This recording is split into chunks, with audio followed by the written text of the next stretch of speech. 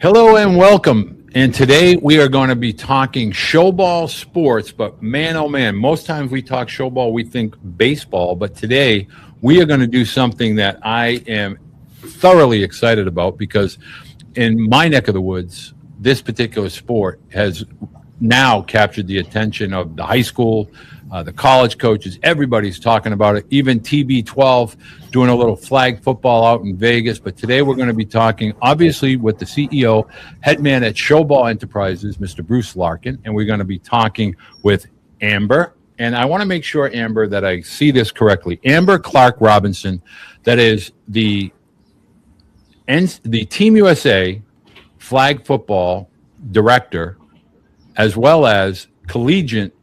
Now, she was with NAIA, but the NCAA is bringing flag football, women's flag football, to the NCAA. It is a championship sport at the NAIA level, and it is about to become a championship sport at the NCAA level. But Amber, thank you, and Bruce, thank you so much. Let's Bruce, I have to ask you, what's the affiliation for Showball and women's flag football? So yes, October 4th, Showball will be launching its first inaugural showcase camp, and Amber's going to be our forefront. She's going to be running that camp for us, leading the way, and we're excited to have her. We're excited to have her on this podcast. Amber, I want to start off with, first of all, if you can, give us your background, where you're from, how long you've been playing. Just give us all the accolades. For sure. And I appreciate you saying I'm a director. I'm actually a player still. So I am on the board of directors for USA Football, but I'm a Team USA athlete. I still currently play for the team right now. Thank you. But yeah, so my background, I was born and raised in Greenville, North Carolina. And then I went to UNC Chapel Hill to run track in college. But just growing up, I played all the sports: basketball, volleyball, softball, ran track, obviously. Any sport, you name it, I kind of played it. So, and then just finding flag football, I found it recently, actually, in 2020. I didn't play in high school. I didn't play in college. It wasn't until like my adult life that I was able to find flag football. It's actually my flag-iversary this past weekend. And I only say that because somebody actually asked me when did I start playing flag football, and I was like, wow, actually 6 years ago to the weekend, I started playing my first time out there. So yeah, it's pretty cool. Love it. It's provided a lot of opportunities, opened a lot of doors for me, and it's placed me in places that I could have never imagined. One of the things that I would like to ask, Amber, you say it's a championship sport at the NAIA level. Obviously Kaiser down in Florida, it's obviously probably a very big area for, that type of sport, flag football, both men and women. But with regard to the women's sports, it is also going to become a high school sanctioned sport at some point, as well as an NCAA. What are the time parameters with regard to high school, college, and even the Olympics, and moving forward with regard to women's flag football? For sure. So right now it's sanctioned in 23 states for high school. So just about half of the country is playing it at a high level for high school. And then there's tons of pilot programs that are on the runway of hopefully getting it sanctioned as well. There's just a couple of voting things that have to be done. And then it's up as far as the collegiate level, NAIA has been playing since 2020, just became a championship sport this past season. And then NCAAs have opened up over the last year or so to where they have conference divisions playing. And then now they're about to make it hopefully a championship sport. They made an announcement a couple of days ago where they're going to make it a championship sport hopefully in 2028. Awesome. With it becoming a championship sport and you now at SVSU, tell us, one, it's a two-part question.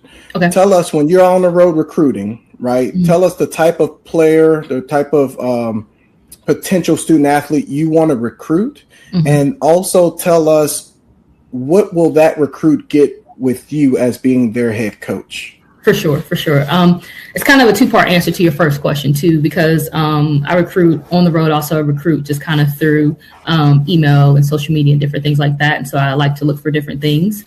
So like in person, obviously you have to have some type of athleticism. Not saying you have to be like the overall athlete. You don't have to be able to catch every ball, pull every flag, defend every pass, you know what I mean? But do you have the characteristics of somebody who has some really good speed, and maybe your hands aren't as great, but we can always teach that, you know what I mean? So we're just looking for certain skills that we can build off of. But just overall, you have to have some kind of athleticism.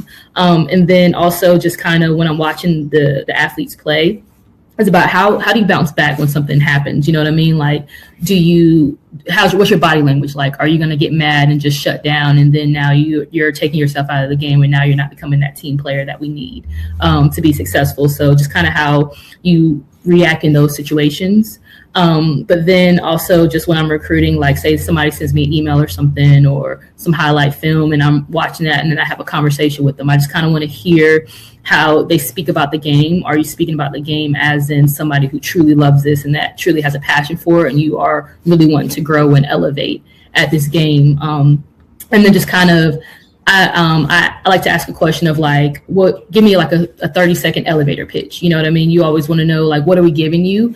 Give me a reason. What would you say about yourself to make me want to give you this money? Because essentially I am giving you money to come play out here. You know what I mean? So if you had to give me that quick elevator pitch, treat it like a business, why should I hire you to come play for us? So I like to just hear those different types of answers, because I know it's a little different from when they just talk to other coaches. They just like, hey, what's your stats like? Hey, what do you want to study? Hey, we want to have you out here. You know what I mean? I like to get to know the athlete a little bit deeper. And then also have their parents up there too, because sometimes, you know, parents ask questions that the students obviously have no question. They have no idea they should be asking. It's because they've never done it before. Maybe their parents done it before, or maybe their parents haven't done it before, and they're, you know, just as lost, but at least they know those like adult questions that the kids should be asking. So I like to talk to them as well, just to kind of make sure we're cohesive and collaborative in the effort of getting their athlete out here. And then as far as what the players would get from me, they'll get somebody who loves the game. I've always loved this game. I get a chance to play it. I'm wearing tons of caps in this game. Like I said, I'm a player, I'm a coach.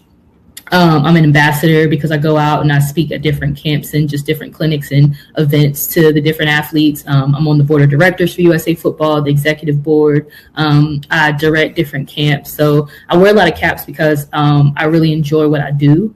So I try to pour my passion into every bucket that I can fill if possible. And then also get somebody who does have that experience playing flag football, because there's not a lot of coaches who play. You know what I mean? There's a lot of coaches who play tackle football or may have played a different sport and they want to kind of get into the game of flag football. I'm actually currently playing it now. So I know how the game is growing. And like I said, I'm on the board of directors, so I see the vision of how it's growing off the field as well and the opportunities that are going to come about. So they're going to get, if not monetary value from me, they're going to get a lot of other values from me that can help grow them at this game as well. You know, Amber, I know a lot of parents are going to be asking the following questions, and I'll just start with two of them. First of all, what is a roster size for a flag football team? And how many players or how many athletes are on the field? Is it 11 on 11? Is it 7 on 7? Like, give us a breakdown of a quarterback. Is it their linemen? Are there receivers? Are there running backs? So like, what's a conventional roster going to look like, and how are you going to construct your roster with regard to position by position?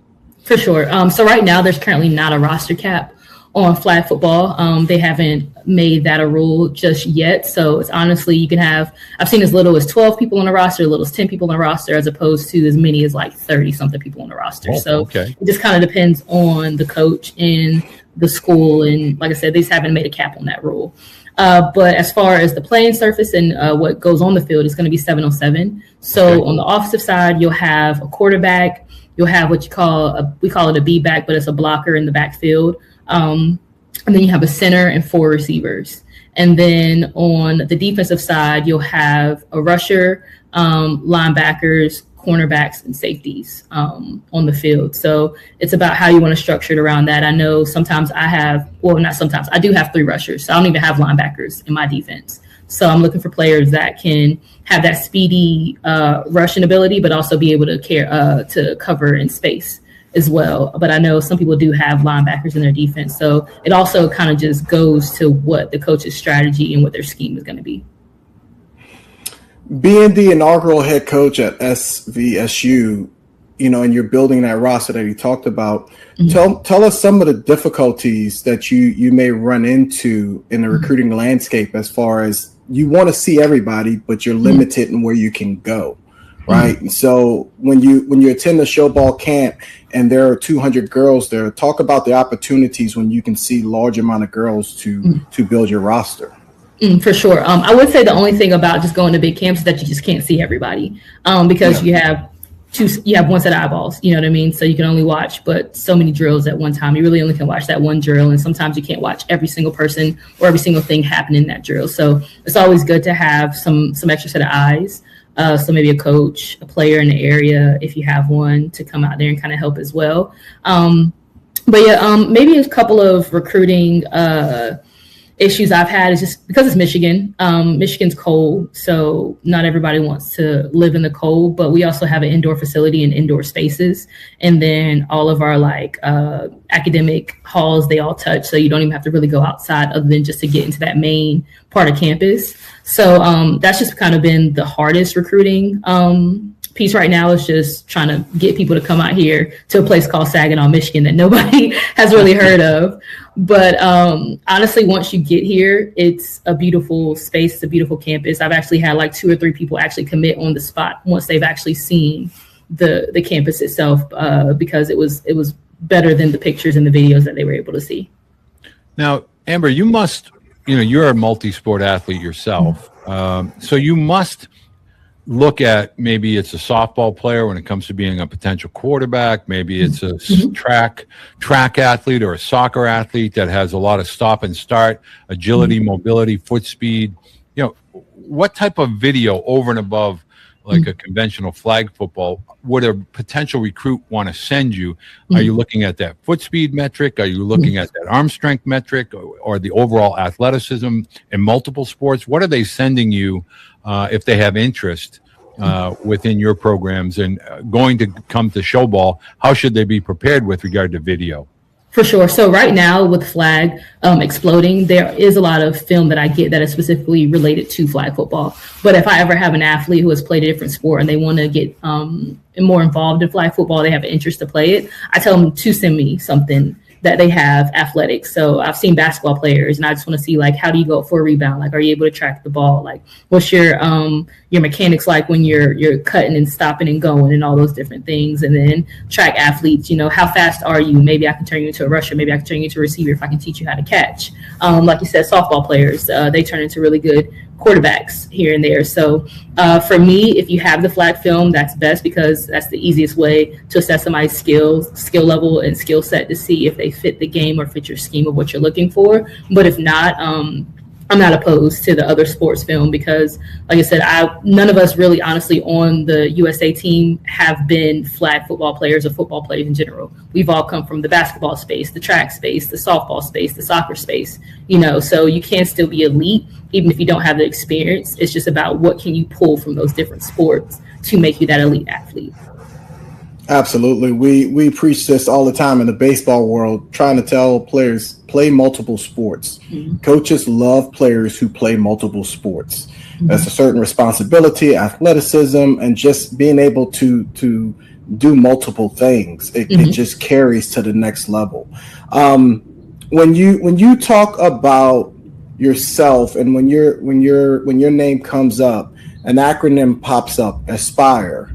Will you speak to us about what Aspire means and what it means to you and how you portray it every day?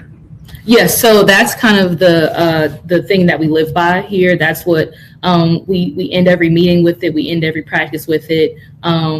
It's just something that we try to make sure that we're the overall athlete when we come to that. So the A is for accountability. That's the biggest thing, is being accountable for yourself and the people around you and everything that is involved in the game. And the second one is scholar. Because you have to be a student athlete. You have to be that student first before you're an athlete, because you're coming to college to play a sport, but you're also coming to get a degree in education. You know what I mean? A degree is something that you can say, hey, I graduated, but that education is hey, this is what I learned from getting this degree. You know what I mean? That's something that you can fall back on whenever your sport ends. And then the P is for passion. So it's about having that passion for the game, having that fire, and being able to put it all into the game. Because like I said, if you love something, it comes easy. it's something that doesn't feel like work. It doesn't feel like you're not dreading it. You're looking forward to it, and you want to continue to grow at it. And then the eyes for you want to inspire.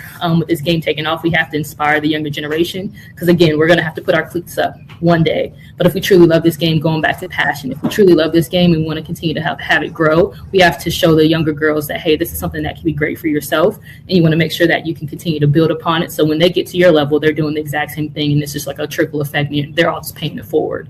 And then the R's for respect, I mean, I think that's a given. We all know you got to respect it. It's not about being rude. It's that sportsmanship you want to show to the players, to the coaches, to the other team, to the refs, each and everybody involved in the game, because there's a way to be respectful and go about certain things, as opposed to going about it disrespectfully, because now you're representing more than just yourself. You're representing the organization that you're with. You're representing the school that you represent. You know what I mean? So there's a lot of respect that has to go into the game. And then the last one is just effort, because you don't have to be the best player on the field, but it's about the effort that you give. Can you push forward each and every play? Can you give that 100% or whatever that 100% is? I don't ever say you have to have that full 100%. Hey, if you have 30% that day, give me that full 30. That's your 100 that day. You know what I mean? So it's about just going hard every single play and just making sure that you're putting your all into it, because all it takes is that one rep to take off, and then that might be your last rep. You know what I mean? And then how do you feel once you stepped off the field? Like, did you feel like you gave it your all? Or if you ever feel like you gave more, that's just a terrible feeling, because now you can't get that rep back until the opportunity happens again. You know what I mean? So that's just kind of what we live by here. So I guess this is a question for both of you, Bruce or Amber. Will there be multiple Showball type of events for identification purposes, both from a college perspective, but also potentially Team USA, maybe for older athletes that might have exhausted their NCAA or NAIA athletic eligibility, but really have a genuine interest in the sport? Is it going to be an identification series similar to the other Team USA type sports, where you'll have a West Coast and East Coast, a Midwest, a Southeast identification type camps, whether it be Showball and or Team USA for women's flag football? I know USA Football actually does do talent ID camps. So they'll typically start around like October, November-ish time. And we'll go, I actually work that as well. I'm a core coach for that, but we'll go around the country to different cities, and they'll have like combine style portions of the camp, and then they go into like the scrimmage period to where they evaluate your skill set that way.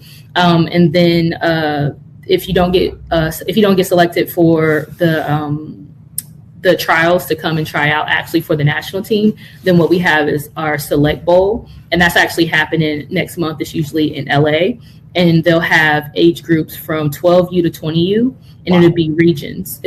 So you have the West Coast region, you have the South, the North, and then I think the East region. So 4 regions, 4 different age, or that many age groups from 12. That many age groups, yeah. Yeah, how many ever it is. And then for each age group, like I said, you'll have 4 teams. They compete, and then they make an all-tournament team. And then the all-tournament team people get a chance to get an invite to trials. So they're currently doing that now. And then they also have a digital combine, to where that if you aren't able to attend any of like the talent ID camps, then you're able to upload film and go through certain workouts and exercises that they want you to go through to submit it that way and get chosen. That's awesome. My last question for you has to do with, obviously, with you being a member of Team USA women's flag football team and a player. The Olympics are coming up. What do we look like? Do we have a shot? Are we competing? What do we look like? For sure, we always have a shot. USA football is definitely competing. It's LA. It's in LA. Why? It'd be a crime if we didn't compete in that event. But no, I think we definitely have a shot. I think what USA football is doing right now to help grow the game and continue to elevate each year, with this year being one of the most competitive like training camps and trials that we've had to date. I think they're doing a really good job of making sure that we have the right pool of athletes to be able to be competitive against other countries. Now, Amber, parents and athletes are probably going to really gravitate to, how do I reach Amber? Like, how do I get information? Like, do I just show up at Showball, or do I contact Coach Amber? Like, how do people, do they do it through social media? Do they do it through an email? Is there a website that you have from a contact gathering perspective? How should athletes that are interested reach out to you and get more information?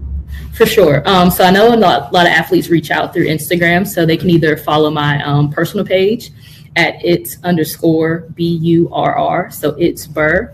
That's my personal page. If you're looking to become interested in playing at the Division II level at the college, you can reach out to our team page at SVSU. I think it's _flag football, but it's SVSU flag football. We're the only page. We'll make sure we put it in the description for parents, and we'll make sure we have the Instagram handle and all of that. Social media will be tight and right and placed in the description in both the podcast as well as the video clips on all the social media platforms. Bruce, can you just really highlight that date again for the Showball camp, because parents are going to obviously want to attend that. Is it open to everyone regardless of where they're from? Correct. It's open to everyone, high school age, 9th to 12th grade. It's going to be October 4th here in Orlando, Florida at Lake Brantley High School. We currently have 15 colleges that have confirmed they're attending. We're going to get up to 25 different colleges that will be there. So we're going to run a combine for the student athletes. We're going to have a coaching session where the coaches get their hands on and try to teach some technique and coach them up, and then they play a game. So it's a full day of not only showing what you have, but showing the coaches that you can be coachable, and then actually playing in games to showing, because some girls and some players are just better in games than they are in practice. So it's the full gamut. So October 4th, you can find all information out at showballflagfootball.com. All of our social medias are Showball Flag Football. And so we definitely appreciate Amber. She's going to be a big part of this. She was one of our first posts, and she blew up for us. So she got us some followers. So thank you, Amber, for that. Of course. I appreciate y'all for having me. I'm definitely looking forward to being a part of it. Well, I want to say thank you to you both. It's really eye-opening because I just watched the explosion of flag football at the youth levels, the high school levels, now college, and even, international with regard to the Olympics, which I think is exciting. I watched that with beach volleyball several years back, and I know pickleball is on the horizon as well. So women's flag football is definitely going to be a big deal. So I want to encourage parents, student athletes. Again, you want to go to that Showball site. All that information is going to be listed down in the description, or you can comment or reach directly out to Bruce at Showball, and we'll make sure you get the information for that event that's going to be held in Florida in October. Amber, Bruce, thank you so much for taking the time to join me today. Of course. Thank you for having us.